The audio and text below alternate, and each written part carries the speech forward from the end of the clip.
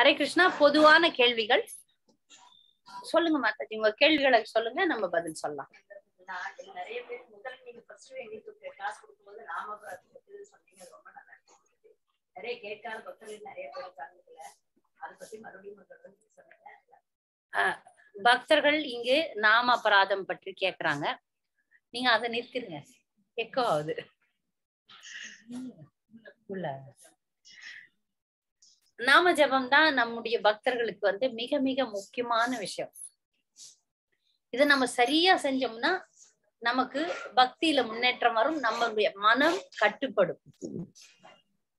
இதுக்காக ஒரு புத்தகம் இருக்கிறது, ஜப்பா அப்படின்னு ஒரு புத்தகம் இருக்கு. ஆங்கிலம் தெரிந்த பக்தர்கள் அதை படிச்சு பயன்பெறலாம். நீங்கெல்லாம் எனக்காக பிரார்த்தனை செய்யுங்க. அந்த புத்தகம் பாதி அளவு மொழிபெயர்த்து விட்டேன் தமிழ்ல. ஆனா மீதிக்கு எனக்கு நேரம் இல்லை. அது மிக மிக அருமையான புத்தகம். எப்ப அந்த புத்தகம் என் கைக்கு வந்ததோ அப்பத்துல இருந்தா நான் ஏதோ ஜபம் எப்படி பண்றதுன்றத கத்துக்கினேன். நான் செய்யல, இன்னும் நான் ஜபத்தை ஒழுங்கா செய்யல. ஏன்னா அந்த புத்தகத்தை நான் படிக்கும் போதுதான் நான் ஜபமே செய்யலன்னு நினைச்சிட்டேன். அந்த புத்தகம் மிக அருமையாக நம்ம எப்படி ஜபம் செய்யணும்ன்றத விவரிக்கிறது, எவ்வளவு அபராதங்களை செய்கிறோம் அப்படின்றத விவரிக்கிறது. இன்னைக்கு ஒரு அரை மணி நேரத்துல முக்கியமான விஷயங்களை தான் சொல்ல முடியும், நிறைய சொல்ல முடியாது, நேரம் நமக்கு குறைவு. அதனால முக்கியமா ஜபத்தினுடைய அருமை. எல்லாருமே தீட்சை பெற்ற பக்தர்கள், 16 மாலைகள் ஜபிக்கிற பக்தர்கள் இல்லையா? சரியா?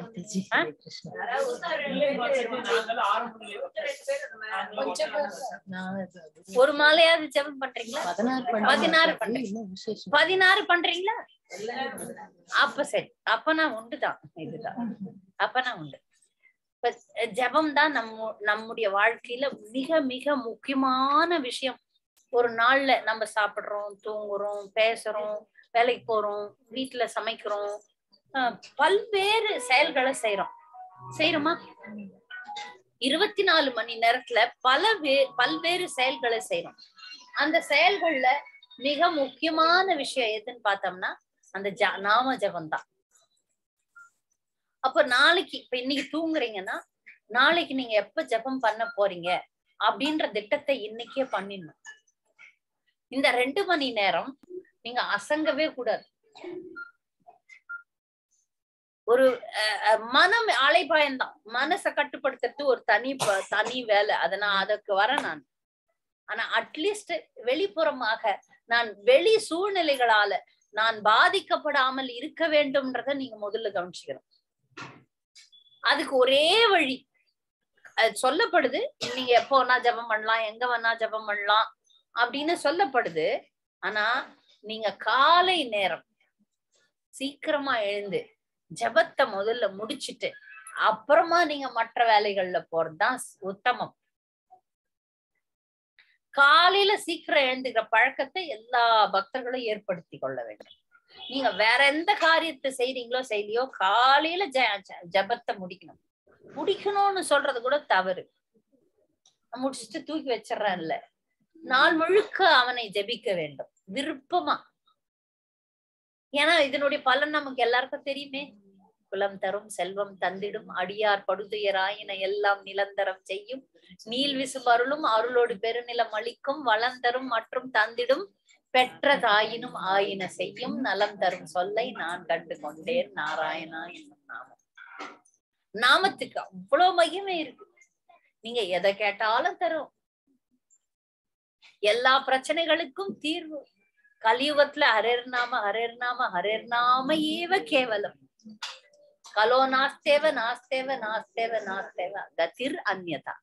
வேற கதி இல்ல. அவ்வளவு சிறப்புகள் இருக்கு. ஒரு நாமம் போதும், வெறும் கிருஷ்ணா போதுங்க. வெறுமே கிருஷ்ணான்னு ஒரு வார்த்தை போதும், நம்முடைய சகல பாவங்களையும் தீர்த்து வைக்கக்கூடியது. நீங்க கேட்ட கல்ப தரு. இந்த யுகம்ல எல்லா யுகத்திலயும் நாமத்துக்கு சக்தி உண்டு. கிருஷ்ணா, இப்ப தண்ணின்னு சொன்னோம்னா நம்ம தாகம் தீராது. ஆனா கிருஷ்ணான்னு சொன்னா கிருஷ்ணர் நாக்குல நடனம் ஆடுறார். இப்ப நாமத்துக்கும் பகவானுக்கும் வேறுபாடு இல்லை அப்படின்னும் போது பகவான் உங்க நாமத்துல நடனம் ஆடுறாருன்னா அதை எப்படி அதை எவ்வளவு எவ்வளவு தீவிரமாக நம்ம இருக்க வேண்டும். ஒரு உதாரணத்துக்கு, இந்த நாட்டு பிரதம மந்திரி இருக்கிறார், முக்கியமான நபர் இல்லையா, முக்கியமான நபர். அவர் பார்க்கணும்னா நம்ம என்ன பண்ணோம், அப்பாயின்மெண்ட் எடுக்கணும், என்னன்னோ இருக்கு, கிடைக்க கூட கிடைக்காது. அப்படிப்பட்ட நபர் உங்க வீட்டுக்கு வராருன்னா அவர் வந்து இங்க எதிர்க்க உட்கார்ந்துருக்குறாரு. நீங்க எப்படி இருக்கீங்க, நீங்க எப்படி இருக்கீங்க, அங்க எங்க பேசுவீங்களா? இல்ல, ஐயா நீங்க வந்துட்டீங்களே, உங்களுக்கு என்ன வேணும், கவனிப்பீங்கல்ல. முக்கியமான நபர், உங்களுக்கு மிக முக்கியமான நபர் யாருன்னா இருக்கட்டும், நான் உதாரணத்துக்கு பிரதம மந்திரின்னு சொல்லிட்டேன். ஒரு இளம் பெண்ணுக்கு அவனுக்கு வருங்கால கணவனா இருக்கலாம் இல்லையா, ஒரு வேலை தேடி செல்லும் இளைஞனுக்கு அவனுடைய அதிகாரியாக இருக்கலாம், யாராவது இருக்கலாம். முக்கியமான நபர் உங்கள் வாழ்வில் வந்து எதிர்க்க நின்னா நீங்க எப்படி இருப்பீங்க? அது இந்த சினிமா ரசிகர்களுக்கு அவங்களுடைய நடிகர் நடிகைகள் இருக்கலாம், ஒரு ஃபேன் அப்படின்றாங்களே, விசிறிகள் அப்படின்றாங்களே, அந்த ஒரு நடிகன் வந்துட்டான்னா அவன் மேல எவ்வளவு ஆர்வமாக இருப்பார்கள். அந்த மாதிரி கிருஷ்ணர் நம்ம சொல்லும் போது எதிர்க்க கிருஷ்ணர் வந்து உட்கார்றாரு. பக்தர்களுக்கெல்லாம் குருதேவர், எங்க குருதேவர் கிட்ட நாங்க பேசும்போது அசங்கவே மாட்டோம்.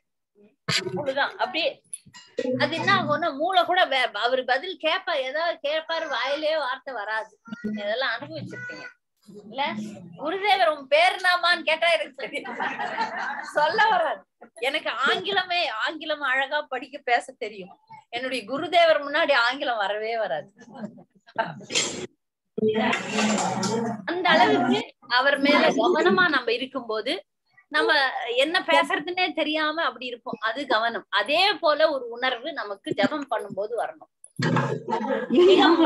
மிக முக்கியமான நபரோட நான் இருக்கிறேன், மிக முக்கியமான நபரோட நான் இருக்கிறேன், அந்த மரியாதை கொடுக்கணும். இதுதான் எனக்கு 24 மணி நேரத்துல முக்கியமான வேலை. இதை விட எனக்கு என்ன வேலை? இந்த பௌதிகவாதிகள்லாம் சொல்றாங்களே, என்ன சொல்றாங்க, எப்ப பாரு இந்த வேலை எல்லாம் செய்யறத விட்டுட்டு சாண்டிங்கே பண்ணிட்டு இருக்கிறீங்களா அப்படின்வாங்க. அவங்களுக்கு அது வேண்டாத வேலை, ஆனா எனக்கு இதுதானே முக்கியமான வேலை. அதனால அந்த சூழ்நிலையை முதல்ல கட்டுப்படுத்தணும். ஒரு அமைதியான இடம், சத்தம் வராத இடம், உங்க மனம் ஒருநிலைப்படக்கூடிய இடம். ஒரு போட்டோ கூட நீங்க வச்சுக்கலாம், இல்ல ஹரே கிருஷ்ண மகாமந்திரத்தை எழுதி வச்சுக்கலாம். ஹரே கிருஷ்ண மகாமந்திரத்தை எழுதி அதையே பார்த்து கொண்டு சொல்லலாம். வேற யாரையும் சில நேரத்துல சில பக்தர்கள் நான் என்ன பண்ணுவேன், இப்படி நல்லா ஈர்த்து விட்டுட்டு இப்படி உட்காந்து ஹரே கிருஷ்ணா இப்படி எழுதி வச்சுட்டு அப்படியே ஹரே கிருஷ்ண ஹரே கிருஷ்ண கிருஷ்ண கிருஷ்ண ஹரே ஹரே ஹரே ராம ராம ராம ஹரே ஹரே சொல்வேன். நிறைய வெளிப்புற சூழ்நிலைகள், வெளிப்புற சத்தங்கள், வெளிப்புற எந்த ஒரு செயலும் என்னை பாதிக்க கூடாது அப்படின்ற ஒரு கட்டுப்பாட்டை நீங்கள் ஏற்படுத்தி கொள்ள வேண்டும். காலையில ஜெபம் பண்ணணும். இதை விட முக்கியமான ஒரு உத்தி இருக்கு. இத பண்ணீங்கன்னா மனசு எங்கேயும் அலைப்பாயாது. இது முயற்சி பண்ணி பாருங்க. ஹரே கிருஷ்ணான்னு சொல்றல்ல, கேட்கணும். அத ஹரே கிருஷ்ணான்னு சொல்றத கேட்கணும்.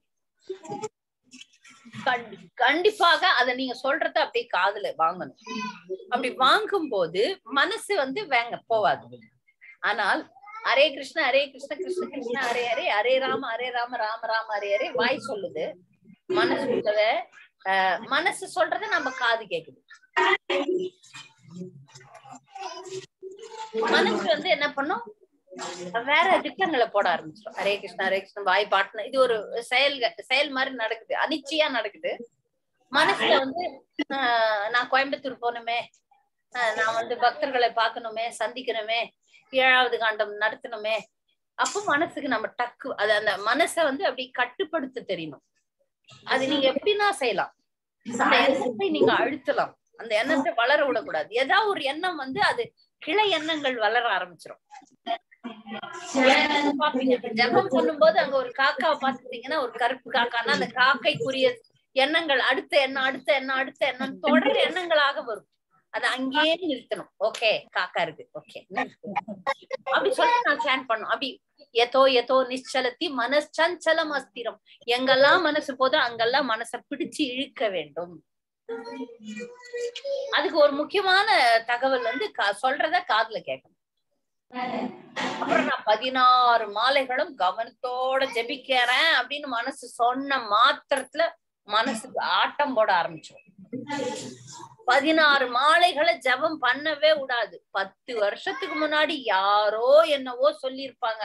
அது வந்து அவங்களுக்கு எவ்வளோ அப்படி 20 வருஷத்துக்கு முன்னாடி 40 வருஷத்துக்கு முன்னாடி நல்ல கதையோ கெட்ட கதையோ வந்து அப்படியே சினிமா ஓடுற மாதிரி ஓடும். அதுதான் மக்கள் எல்லாம் சினிமா எல்லாம் பார்க்க கூடாது. ஏன்னா பார்த்தோம்னா அதை அங்கேயே மறக்கிறவங்க சில பேர் இருக்கிறாங்க. என்ன மாதிரி ஆள்லாம் அதே ஓடும். நம்ம பாக்குறது இல்லை. அதே மாதிரி செய்திகளும். நான் ஒரு முறை ஒரு மாதாஜி என்கிட்ட வந்து ஒரே அழுதாங்க. ஏதோ செய்திய கேட்டாங்க. ஒரு இளம் பெண்ணை கற்பழிச்சுட்டாங்க, கொலை பண்ணிட்டாங்க. இதெல்லாம் கேட்டுட்டு அவங்க இரவு அவங்களுக்கு கனவு வருது. எப்படின்னா அவங்களுக்கு ஒரு குழந்தை இருக்கு, அந்த வயசு பொண்ணு இருக்கு. அது குறித்து அவங்க கனவு காண்றாங்க. எந்த அளவுக்கு உள்ள போட்டுருக்குறாங்க. எந்த விஷயத்தையும் நம்ம உள்ள போட்டோம்னா நம்மை அது தொல்லைப்படுத்தும். அதனால இப்ப நம்ம பக்தர்கள் ஆயிட்டோம். நம்ம ஜபத்துல வந்து இது வரக்கூடாது, பாதகம் வரக்கூடாது. அதனால ரொம்ப தீவிரமா நம்மை பாதிக்கக்கூடிய விஷயங்களை உள்ள அனுப்பாத பாத்துக்குங்க. அது கரெக்டா எப்போ வராது, ஜபம் பண்ணும்போது வந்து நிக்கும். இதை இனம் கண்டு கொண்டீர்கள்லாம் கூட போதும், கட்டுப்படுத்த முடியும். இனம் கண்டு கொள்ளுங்கள். என் மனசு பண்ற வேலை. எதிரி வேற எங்கேயும் இல்ல, நமக்குள்ளே இருக்கிறார். நம் மனம் ஆகிய எதிரி. நமக்கு மிகப்பெரிய எதிரி நாம நினைச்சுக்கிறோம். மாமனார், மாமியார், புருஷன், இல்ல சொந்தக்காரங்க, எதிரிகள், நண்பர்கள் அப்படின்னு நாம நினைச்சுக்கிறோமே. அவர்களால இல்ல, நம்முடைய மனம்தான் நமக்கு மிகப்பெரிய எதிரி. ஏன்னா நம்மள முன்னேற்றவே விடலையே. இன்னும் நம்ம நல்லா ஜபம் பண்ணிட்டோம்னா ஆஹா என்ன மாதிரி ஒரு பக்தன் உண்டா அப்படின்னு நினைச்சுக்கிறேன் இல்லையா? இல்ல வேற எதனா வந்ததுன்னா துயரத்தில் இறங்கி இறங்கி நீங்க மனச கொஞ்சம் படிக்க கத்துக்குங்க. மன எண்ணங்கள் எப்படி ஓடுது அப்படின்றத படிக்க கத்துக்குங்க. மனதில் இருந்து விலகி மனதை பார்க்க கத்துக்கொள்ள வேண்டும். அப்படி கத்துக்கும் போது நம்ம அதை கட்டுப்படுத்துற சக்தி நமக்கு வரும். இல்லைன்னா வராது. நாம் மனமாகி விடுவோம். மனம்ன்றது ஒரு தனி என்ன சொல்றது, தனி வஸ்து. மனம் என்பது ஒன்று. நம்ம ஆத்மான்றோம்ல, நாம ஆத்மா இல்ல. அந்த ஆத்மாவை விட்டு மனம்ன்றது தனி. ஏன்னா ஒரு விதவிதமான எண்ணங்களை, ஒரு நாளைக்கு 60,000 எண்ணங்கள் நம்ம மனசுல வருது. மனக்கட்டுப்பாடுதான் எங்க பாரு சொல்லப்படுது. அதனாலதான் இங்க இதுல சாஸ்திரத்துல என்ன சொல்றாங்கன்னா, ஏன தேன பிரகாரேன, எப்படியாவது நீ உன் மனச வந்து கிருஷ்ணருடைய திருவடியில வை. எங்கெல்லாம் போதோ அங்கெல்லாம் இழுத்திட்டு வானா போட்டோம். இவ்வளோ ஜென்மம் 84 லட்சம் ஜென்மம் நான் வீணாச்சது போதும் மனமே, இப்போது வாய்ப்பு கிடைச்சிருச்சு, நீ திரும்புன்னு நமக்கு நாம் கடுமையாக இருக்க வேண்டும். மற்றவர்களை கையாளும் போது அன்பாக கையாள வேண்டும். நம்மை நாம் கையாளும் போது மிக கடுமையாக இருக்க வேண்டும். புரியுதா உங்களுக்கு? ஆனா நாம என்ன பண்றோம், அடுத்தவங்கள பழி வாங்குறோம், இப்படி போட்டு அவங்கள ஆட்டுறோம். ஆனா நம்மளும் அப்படின்றோம். இது மாத்தணும். நமக்கு நாம் கடுமையாக இருந்தால் நம் முன்னேற்றம். அடுத்தவர்கள் கிட்ட கருணையோட இருக்க வேண்டும். அப்பதான் நம்ம வந்து பக்தருடைய நிலைக்கு போக முடியும். ஜபம் நல்லா பண்ணோம்னா, பக்தி சித்தாந்த சரஸ்வதி தாக்கூர் சொல்றார், காலையில செருப்பு எடுத்து மண்டைய தலையில அடிச்சுக்கோ, சாயங்காலம் தொடக்கத்துல எடுத்து அடிச்சுக்கோ. சில பேர் உண்மையாக பண்ணுவாங்க. இதுக்கு அர்த்தம் என்னன்னா, அந்த மனசை கொஞ்சம் திட்ட கத்துக்கணும். போதும் ஆட்டம் போடாத, வா அப்படின்னு திரும்பு. இதை போதும் ஊருக்கு அதே பேசாத, நிறுத்து. மற்றவர்கள் குறையே காணும். அவங்க அதை பண்ணல, இவங்க இது பண்ணலையே, இத்தனை வருஷமா என்ன கொடுமை பண்ணாங்களே, இதை பண்ணாங்களே, அதை பண்ணாங்களே. அது அடுத்து இல்லைன்னா தன்னை தானே ஒஸ்தியா நினைச்சுக்கும் மனசு. என்ன மாதிரி கஷ்டப்பட்டவங்க யாருன்னா உலகத்துல இருக்கிறாங்களா? நான் இதை நான் என்ன மாதிரி ஒரு தியாகி இருக்கா? என்ன மாதிரி ஒரு அறிவாளி உண்டா? என்ன மாதிரி ஒரு அழகன் உண்டா, அழகி உண்டா? என்ன மாதிரி ஒண்ணு இது உண்டா? அது தன் சுய புராணம், சுய பெருமை, இதுவும் பண்ணும் மனசு. அப்போ நம்ம சொல்ல நிறுத்து. இப்ப நாம சொல்ல வேண்டியது பகவானை புகழ வேண்டும். நீ உன் புகழ்ச்சியை நிறுத்து. அப்புறம் இல்லைன்னா நமக்கு செய்ய வேண்டிய கடமைகளை பத்தி பிதற்ற ஆரம்பிக்கும். இல்ல நாள்ல இதை செய்யணும், அதை செய்யணும், அதை செய்யணும், இதை செய்யணும். சில பேர் நான் நிஜ வாழ்க்கையில பாத்துருக்கிறேன், அவங்களால அமைதியா உட்காரவே முடியாது. ஓடினே இருப்பாங்க. வளர்ந்தவர்கள். குழந்தை ஓடுதுன்னா அதுக்கு அப்படித்தான். 2 வயசு குழந்தை, 3 வயசு குழந்தைன்னா இதை எடுக்க போவோம், அதை எடுக்க போவோம், அங்க ஓடும், இங்க ஓடும். அது குழந்தை. ஆனா வளர்ந்தவர்களே அப்படியே இருப்பாங்க. நீங்க கொஞ்சம் கூர்ந்து கவனித்தீர்கள் என்றால் அவர்களுடைய அந்த உடல் இப்ப காலை அப்படியே ஆட்டினே இருப்பாங்க. அவங்க உட்கார்ந்துட்டு இருப்பாங்க.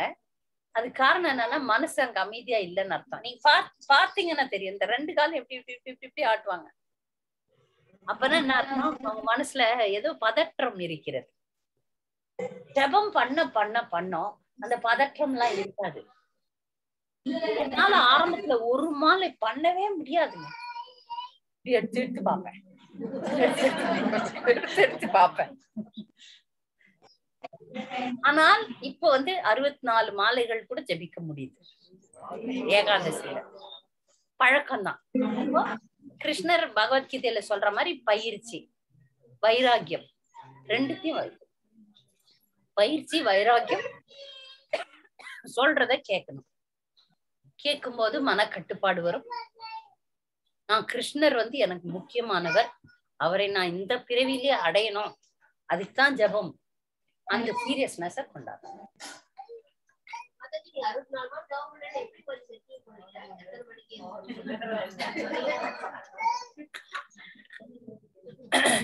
தினமும் பண்ண முடியாது, என்னால முடியல. பிரம்மச்சாரிகள் எல்லாம் பண்றாங்க. ஏகாதசி சொல், ஏகாதசி அன்னைக்கு சமையல் வேலை எனக்கும் என் கணவருக்கும் கிடையாது. குழந்தைக்கு மட்டும்தான். அந்த குழந்தைக்கு பகவானுக்கு வைக்கணும், குழந்தைக்கு கொடுக்கணும், அவ்வளவுதான். அன்னைக்கு போனை சுவிட்ச் ஆஃப் பண்ணி வச்சிருவேன். எல்லா பக்தர்களுக்கும், என்னை சார்ந்த எல்லா பக்தர்களுக்கும் தெரியும் ஏகாதசி அன்னைக்கு மாதாஜியை டிஸ்டர்ப் பண்ணக்கூடாது. மற்ற நேரத்துல 10 வாட்டி போன் பண்ணுவாங்க, 10 வாட்டி மெசேஜ் போடுவாங்க, நானும் திருப்பி மெசேஜ் கொடுப்பேன். நான் ஏகாதசி அன்னைக்கு தெரிந்த நண்பர்கள் என்ன தொல்லையே பண்ண மாட்டாங்க. கிட்டத்தட்ட ஒரு 2 வருஷமா பண்ணிட்டு இருக்கேன். இன்னைக்கு ஏகாதசி மாதாஜி விட்டுலான்ட்டு எடுக்க மாட்டேன். அதுலயே எனக்கு பாதி வந்துடும். என்னுடைய தொடர்பு நிறைய, இந்த சேவைகள் நிறைய போன் தான். போனை அப்படி என்ன ரொம்ப தொல்லை பண்ணிட்டுன்னா சுவிட்ச் ஆஃப் பண்றேன். காலை ஜபம் மங்களாரத்தி முடிச்சுட்டு 7 மணிக்கு வீட்டுக்கு வரதுக்கு முன்னாடியே என்ன 16 முடிஞ்சிடும். அதுக்கப்புறம் 7 to 8 வீட்டுல அந்த சமையல் பண்ணு. 8ல இருந்து 10 வரைக்கும் 2வது செட் முடிஞ்சிடும். திருப்பியும் 10ல இருந்து 11 வரைக்கும் வேற வீட்டு வேலைகள், வர்றவங்க போறவங்க பதில் சொல்றது அதெல்லாம். அப்புறம் 12ல இருந்து 2 வரைக்கும், 12ல இருந்து 1 வரைக்கும் திருப்பி மத்தியானம் ஏதாவது சமையல் பண்றது, அந்த வேலையில. அப்புறம் மத்தியானம் 2 மணில இருந்து 4, 4ல இருந்து 6. இதுலயும் ஏதாவது தொல்லை வந்துச்சுன்னா 6ல இருந்து 8 வரைக்கும், 8, 9க்குள்ள நான் முடிச்சிருவேன். அன்னைக்கு பண்ண மாட்டேன். ஜபம் மட்டும்தான். ஜபம் மட்டும் நம்ம பண்ணும்போது, ஒரு பக்தர், மூத்த பக்தர் சொன்னார், ஒரு 10 நாளைக்கு வரும் ஜபமே பண்ணி பாருங்களா, உங்களுக்குள்ள ஒரு அமானுஷ்ய சக்தியே வந்துடும். ஆனா நம்ம கிரகஸ்தர்களா இருக்கிறதுனால அது நான் முயற்சி பண்றேன், அது அந்த மாதிரி வாய்ப்பெல்லாம் எனக்கு கிடைக்கல. ஏன்னா கடமைகள் நிறைய இருக்கு. இந்த மாதிரி நிலை இந்த ரிட்டையர்ட் லைஃப், ஓய்வு பெற்ற நிலையில நம்ம வர வைத்து கொள்ள வேண்டும். நீங்க கல்யாணம் பண்ணிட்டீங்க, உங்களுடைய குழந்தைகளுக்கு எல்லாம் நீங்க ரிட்டையர் ஆயிட்டீங்க அப்படின்னும் போது, மருமகளையோ குழந்தையோ 3 வேளைக்கு ஒரு கஞ்சி குடுத்துருமா அப்படின்னு சொல்லிட்டு நீங்க அதை பண்ணலாம். நீங்க ரிட்டையர்ட், உங்களுக்கு இன்னும் இல்ல, எல்லாரையும் குழந்தைங்க எல்லாம் அம்பு மாதாஜி பண்ணலாம், நீங்க பண்ணலாம், நம்ம வல்லபி மாதாஜி பண்ணலாம். ஹஸ்பண்டுக்கு மட்டும் கொஞ்சோண்டு அப்படி சமைச்சு வச்சுட்டு, நான் ஜபம் மட்டும்தான் அப்படின்ட்டு வெறும் ஜபம் பண்ணலாம். முயற்சி பண்ணுங்க, ரொம்ப நல்லது. ஆனா அது நம்மளுக்கு வரல. இப்ப ஆரம்ப கட்டத்துல அப்படி பண்ணும்போது நிறைய தொல்லைகள், உள்ள இருக்கிற அழுக்கெல்லாம் வெளியே வரும்.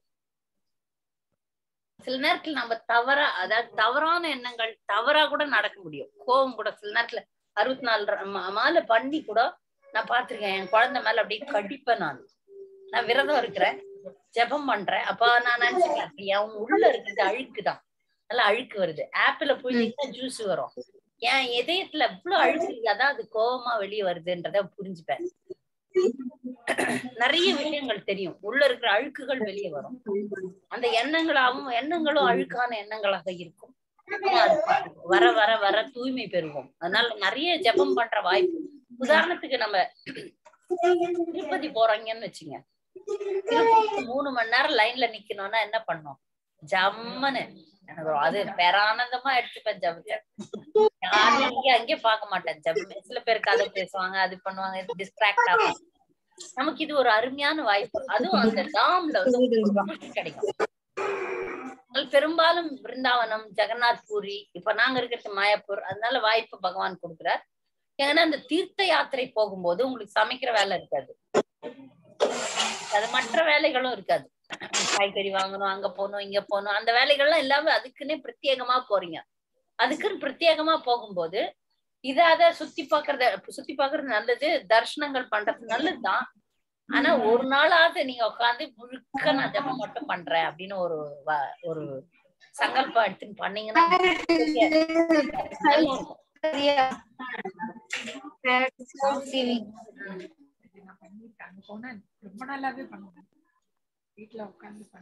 இல்ல இங்கேயும் நீங்க பண்ணலாம். முயற்சி பண்ணீங்கன்னா அந்த சூழ்நிலைகளை கொஞ்சம் கட்டுப்படுத்திடணும். யாரும் உங்களை வந்து தொல்லை பண்ணாத மாதிரி, இந்த மாதிரி ஒரு சூழ்நிலை, அமைதியான சூழ்நிலை. இல்ல தெரிஞ்சவங்களுக்கு சொல்லிட்டு நான் ஜபமே பண்றேன், யாரையும் டிஸ்டர்ப் பண்ண வேணான்னு சொல்லுங்க அப்படின்ட்டு நீங்க உங்களை பண்ணிக்கலாம். உங்களுக்கு நிறைய நண்பர்கள் இல்ல, நீங்க பப்ளிக் ஃபிகர் இல்லைன்னா உங்களுக்கு தொல்லைகள், போனை சுவிட்ச் ஆஃப் பண்ணீங்கனாலே போதும். மாதாஜி எனக்கு 16 ரவுண்ட் பண்றதே ரொம்ப இதா இருக்கு மாதாஜி, அதே ஒரு பெரிய காரியமா இருக்கு மாதாஜி. என்னால நீங்க சொல்ற மாதிரி 64லாம் ரொம்ப யோசிச்சே பார்க்க முடியல. டைம் இருந்தா கூட பண்ண முடியுமான்னு தெரியல மாதாஜி. அந்த மாதிரி இருக்கு இப்போ மனநிலைமை. பண்ண முடியுமா மாதாஜி? பண்ண முடியும். நீங்க தான் வரீங்கல்ல மாயாப்பூருக்கு, என்னோட ஒரு நாள் உட்காந்து 64 2 பேரும் சேர்ந்து பண்ணலாம். நாங்க ஜோடி அங்க பக்கத்துல நண்பர்கள்லாம் இருப்போம்ல. என் கூட ஒரு மாதாஜி இருக்கிறாங்க, அவங்க வந்து இந்திக்காரம்மா. அவங்கள நானும் சேர்ந்து 64 பண்ணுவோம். நீ பண்ணியா, நான் பண்ணியா அப்படி வாட்ஸ்அப்ல கேட்டுப்போம். அப்படி பண்ணி நாங்க பண்ணின்னு வரோம் கொஞ்ச நாளா. இப்ப நமக்கு பொண்ணு அவங்க என்னன்னா இல்ல பண்ணுவாங்க.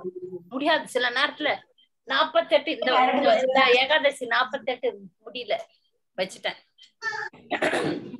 அவங்க மெசேஜ் அனுப்புவாங்க, இன்னும் 16 தானே, பண்ணிடு அப்படின்வாங்க. அந்த மாதிரி ஒரு நண்பர்கள் கூட்டத்தை ஏற்படுத்தி கொள்ளுங்கள். இல்ல 2-3 பேர் சேர்ந்து செஞ்சீங்கன்னா சக்தி அதிகம்.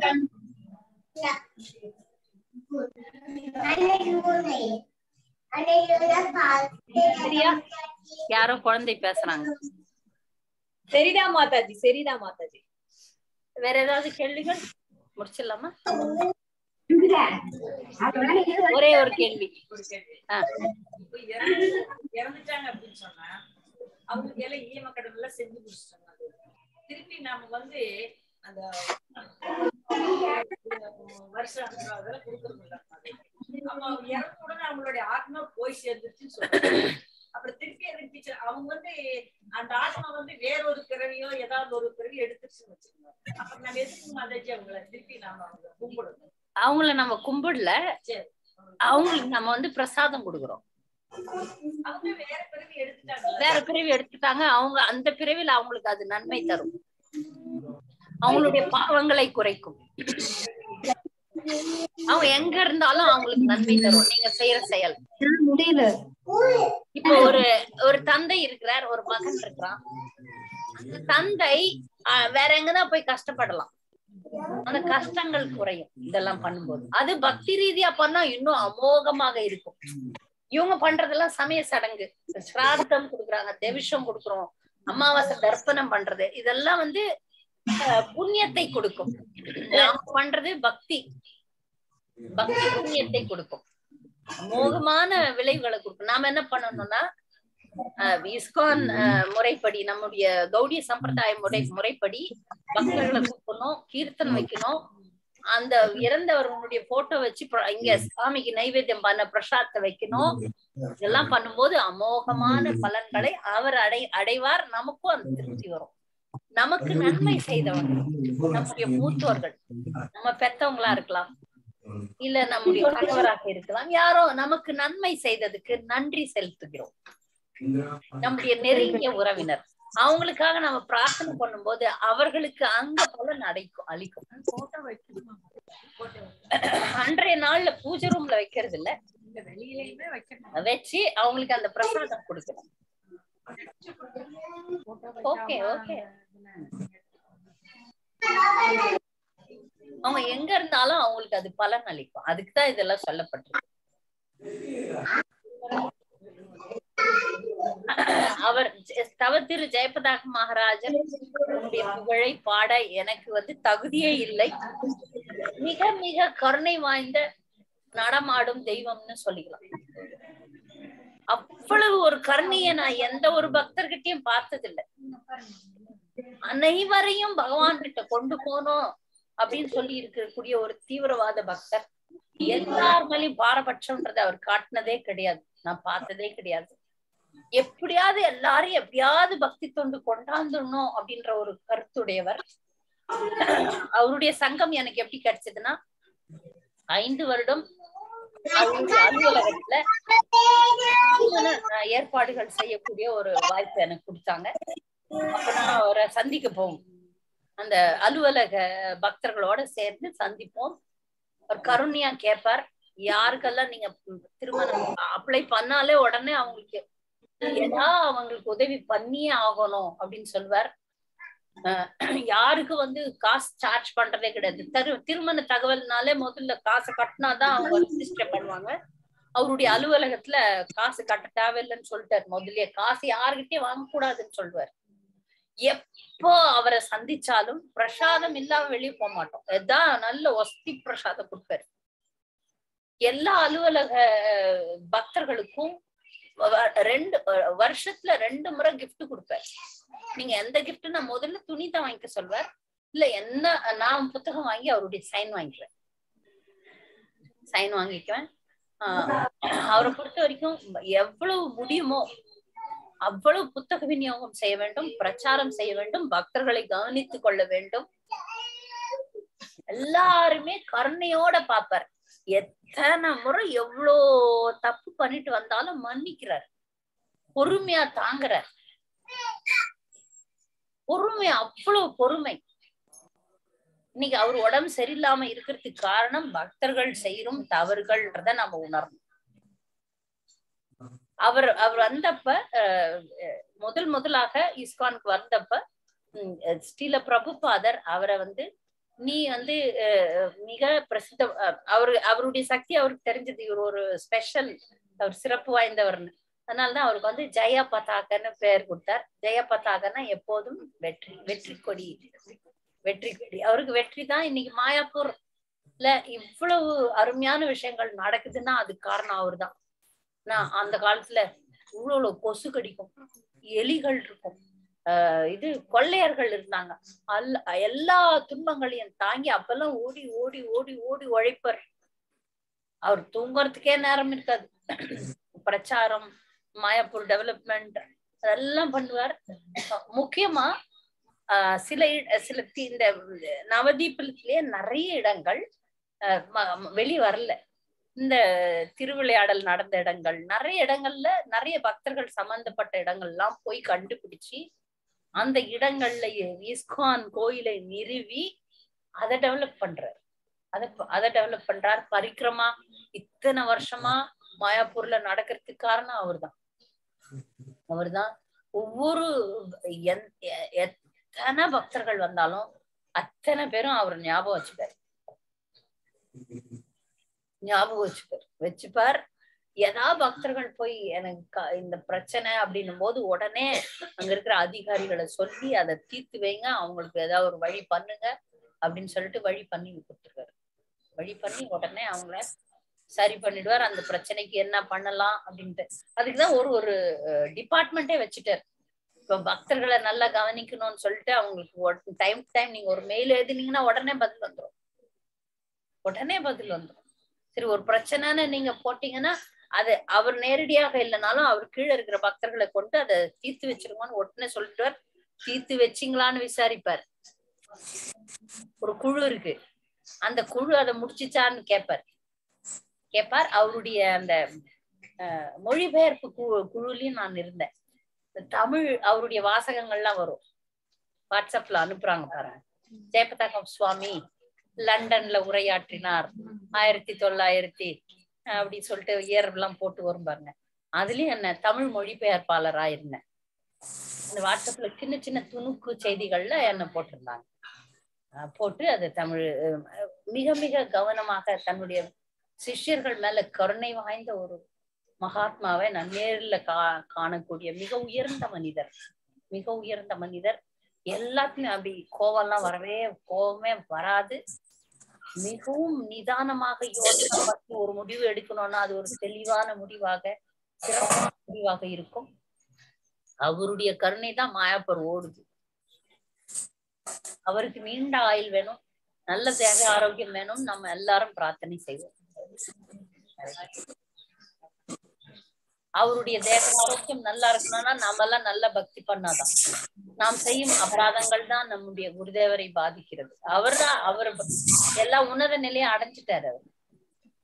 அப்ப அவர் பாவ நிலைகள்லாம் கடந்தவர்.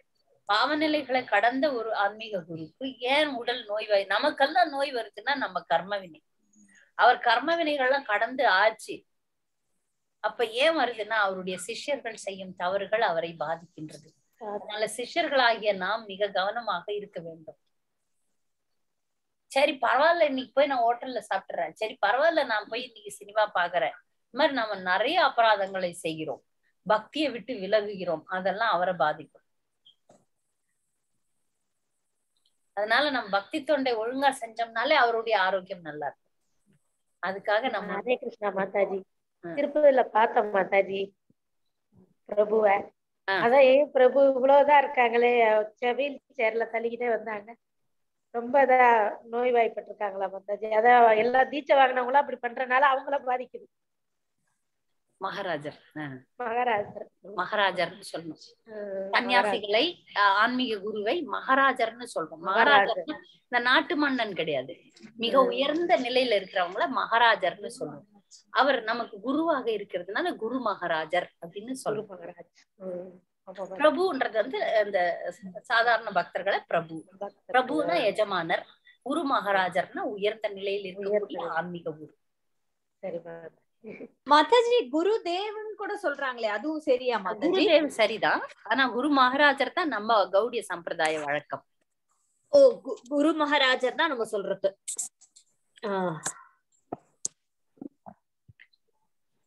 வாஞ்சா கல்பதருபஸ்ய கிருபா சிந்துபேவச பதிதானாம் பாவனேப்யோ வைஷ்ணவேப்யோ நமோ நமः.